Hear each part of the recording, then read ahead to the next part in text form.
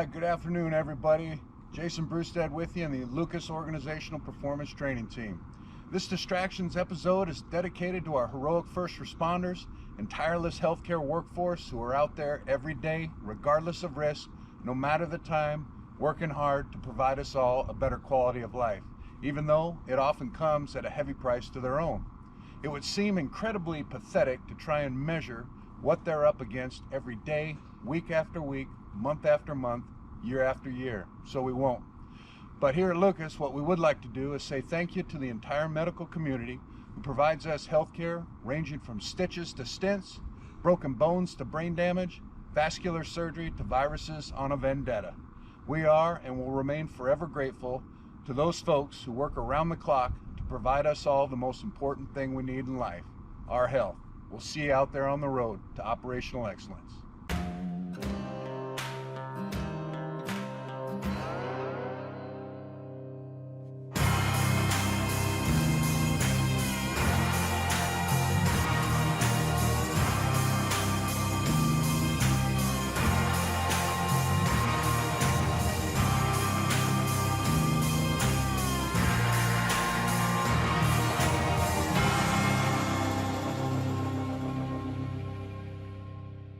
Regardless of occupation or industry, we are all capable of being distracted.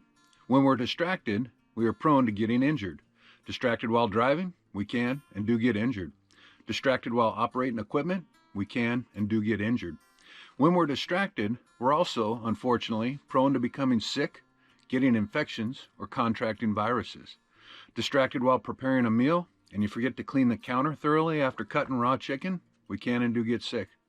Distracted with a chore or job and you don't take proper care of that cut you got, we can and do get infections. Distracted while out in public areas and you end up itching your nose or rubbing your eyes, we can and do get viruses such as the flu or worse. Right now, our medical community is working tirelessly to fight a virus the world was recently introduced to. But their fight is against an enemy that never sleeps or even feels the need to rest. Injuries and viruses don't live under a clock. They don't get beat down by staying awake and active day after day. So how do you compete against an enemy that refuses to take a break? How do you deal with a tyrant you'll never hear say, "Hey, tell you what, I'm a little tired right now. I'll stop this path of destruction I'm on so you can get some sleep and you can deal with me tomorrow"? How do you meet that enemy? As the medical industry knows, you meet that enemy head on every second of every day, every week, every month, every year.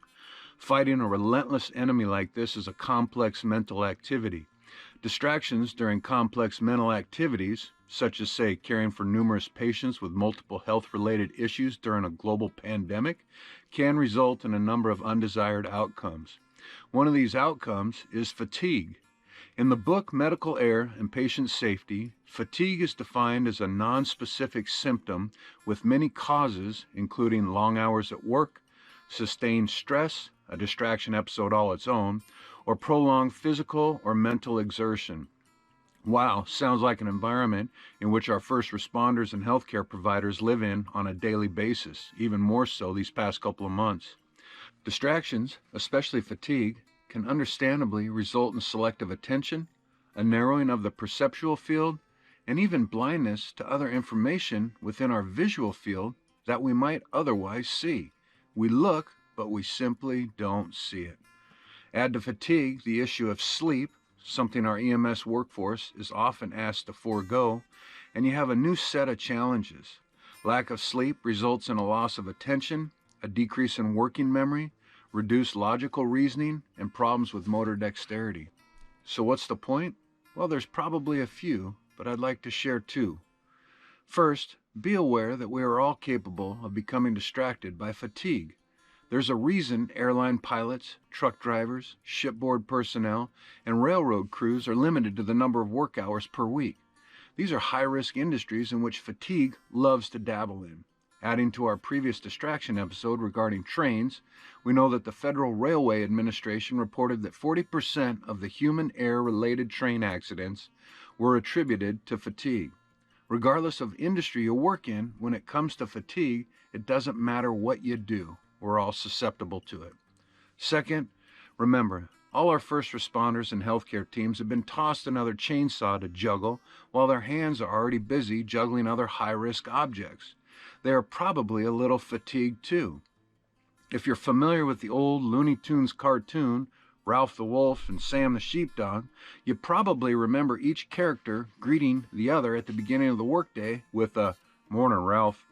Morning, Sam." They would punch the time clock and go to work. When the day ended, regardless of where they were at or what they were doing, they'd simply stop the activity and clock out. Medical emergencies don't punch in or out of time clocks. In closing today, when you call upon EMS, please remember that even though they are superheroes, they're also human. You have no idea what they've been fighting since they started their shift.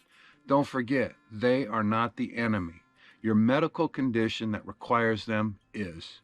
On behalf of the Lucas Organizational Performance Team, I extend our deepest appreciation to the entire medical professionals who are out there continually fighting an enemy who never sleeps, never gets distracted, never gets fatigued. To learn more about distractions, how they impact your performance at work and life, visit the Lucas OPT website at lucasopt.com.